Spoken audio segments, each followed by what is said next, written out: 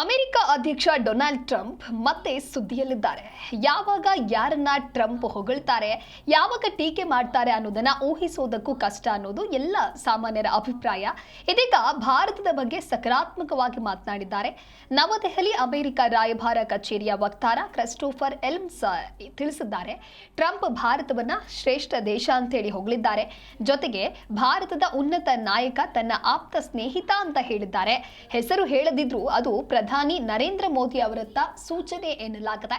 ಇತ್ತೀಚಿನ ಅಮೆರಿಕದ ಜನ್ಮಸಿದ್ಧ ಪೌರತ್ವ ವಿರೋಧಿಸಿ ಭಾರತೀಯ ವಿರೋಧಿ ಹೇಳಿಕೆಗಳ ಪೋಸ್ಟ್ ಹಂಚಿಕೊಂಡ ಬೆನ್ನಲ್ಲೇ ಡೊನಾಲ್ಡ್ ಟ್ರಂಪ್ ಅವರು ಭಾರತದ ಕುರಿತು ಅತ್ಯಂತ ಸಕಾರಾತ್ಮಕ ಹೇಳಿಕೆ ನೀಡೋದರ ಮೂಲಕ ಇದೀಗ ಮತ್ತೆ ಸುದ್ದಿಯಾಗಿದ್ದಾರೆ. ಭಾರತವನ್ನ ಮಹಾನ್ ದೇಶ ಅಂತ ಹೇಳಿ ಬಣ್ಣಿಸಿರೋದಷ್ಟೇ ಅಲ್ಲದೆ ಇಲ್ಲಿನ ಅತ್ಯುನ್ನತ ನಾಯಕ ನನ್ನ ಆಪ್ತ ಮಿತ್ರ ಅಂತ ಹೇಳಿ ಭಾರತದ ನಾಯಕತ್ವವನ್ನ ಹೊಗಳಿದ್ದಾರೆ. ದಿನಕ್ಕೊಂದು ಹೇಳಿಕೆ ನೀಡುವಂತಹ ದೊಡ್ಡಣ್ಣ ಡೊನಾಲ್ಡ್ ಟ್ರಂಪ್ ಭಾರತ ಶ್ರೇಷ್ಠ ದೇಶ, ಮೋದಿ ನನ್ನ ಆಪ್ತ ಸ್ನೇಹಿತ. ಮೋದಿಯವರ ಹೆಸರು ಹೇಳದೆ ಟ್ರಂಪ್ ಹೊಗಳಿಕೆಯನ್ನ ಮಾಡಿದ್ದಾರೆ. ಹಿಂದಿನ ವಿವಾದಗಳ ಬಳಿಕ ಈ ರೀತಿಯಾಗಿ ಸಕಾರಾತ್ಮಕ ಮಾತುಗಳನ್ನ ಆಡಿದ್ದಾರೆ.